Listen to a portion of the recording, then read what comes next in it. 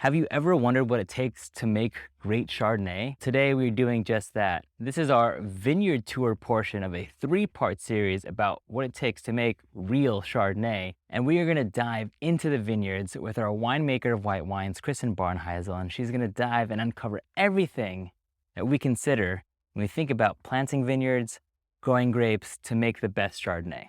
Hi, I'm Kristen Barnhisel, winemaker for white wines for Lohr Vineyards and Wines. What was the first wine you ever drank? That I remember, I really remember. When I was growing up, I was on the catwalks at Simi Winery. Okay. My mom was working at Simi as microbiologist. Okay. And Zelma was winemaker there. And I remember walking on the catwalks. We went to the Christmas parties there and enjoyed those quite a bit.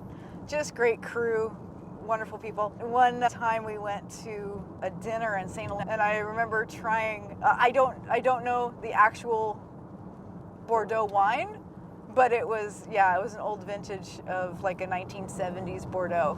Wow. That was just, here, try this, see if you like it. And I was like, oh yeah, I like that one.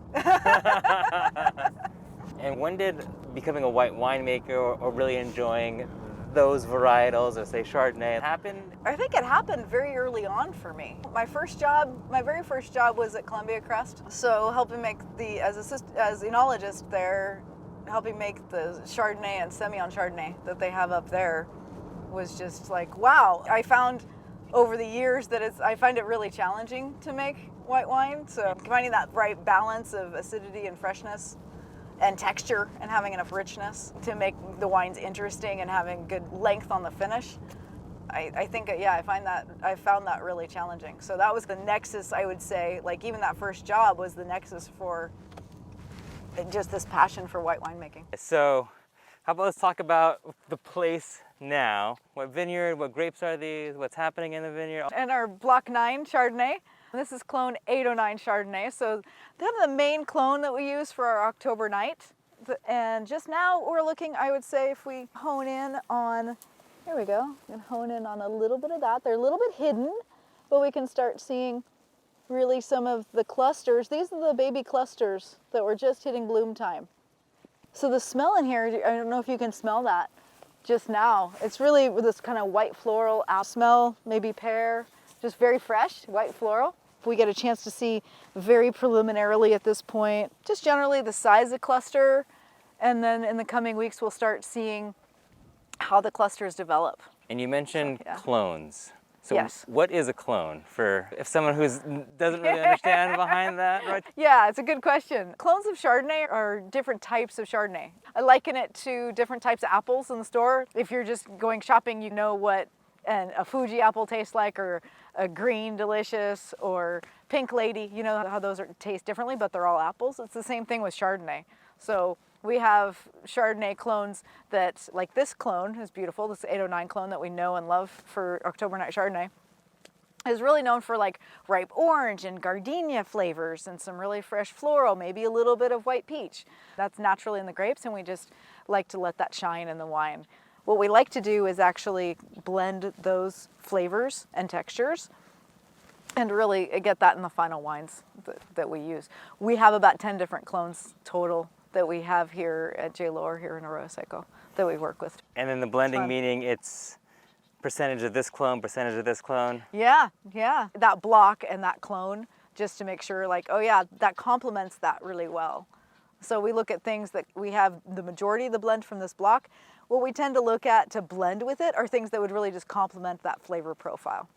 We don't want to go like, oh, okay, this is something completely different. It's like if this were pineapple or something really almost a green minerality kind of thing that we would see. We don't want to, probably not for this blend, but maybe might blend with something else. So we try to be like with like in that same part of the color wheel, I would say. Why is Monterey the perfect place, Arroyo Seco the perfect place for Chardonnay in your opinion? Yeah, I think for Monterey, for sure, for Chardonnay is a great spot. I would say for the cool weather that we get here, right? We're 20 miles south of Monterey Bay, so we get the cool weather, and then we get the morning and evening fog, for sure, to start.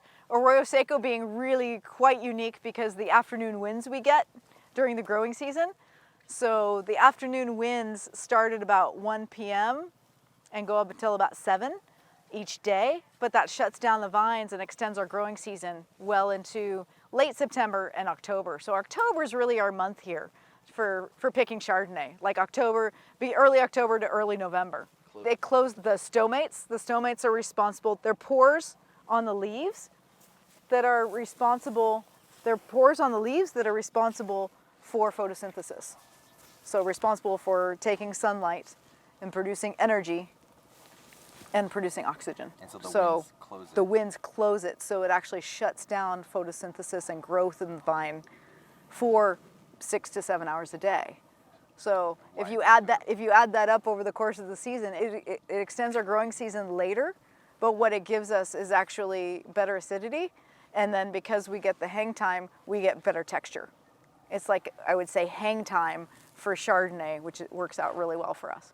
The second thing that we see in the Arroyo is the cobblestones. And the cobblestones, if you go down like about 6 feet in the soils, there are still the cobblestones from the Arroyo Seco River, right? The Arroyo Seco headwaters are back in those hills in the Santa Lucia Highlands. And the Arroyo Seco comes just to the north of us and meets the Salinas River and then runs north into Monterey Bay. And those, even here, those cobblestones are still there. But what they do is actually force the vines to grow deep and give us really great balance between leaf growth and the clusters. If you have too much leaf growth, say you have all this shaded off, obviously you're not going to get much sun into the clusters and grow a lot of fruit because it's just closed off. You also might have, in a very cool climate like this, you might also have challenges with botrytis and mildew if you had too much leaf growth. If you don't have enough, if you don't have enough leaf growth, you're going to have sunlight and you're going to have sunburn, literal sunburn just on the clusters and on the fruit, which makes really hard tannins in a white wine, which is challenging. So when we talk about Riverstone Chardonnay, and that's 90 or 100 lots, that's literally each of these different blocks or parts of blocks that we pick, and then do a selection of those. First and foremost for Chardonnays, for our Vineyard Series wines, we'll start with October Night and Arroyo Vista, and then Riverstone after that. Yeah, I see it as all the different blocks. Maybe just because now it's like lunchtime and we're hungry, but the vineyard blocks are like different areas in a grill. The grill will never cook evenly. Some spots, the back of the grill could be hotter than the front, and it's the same as your Chardonnay. Exactly. And as we were talking about in the vineyard, there are elevations that are exposures to sunlight and the wind, and we really just try to capture on that.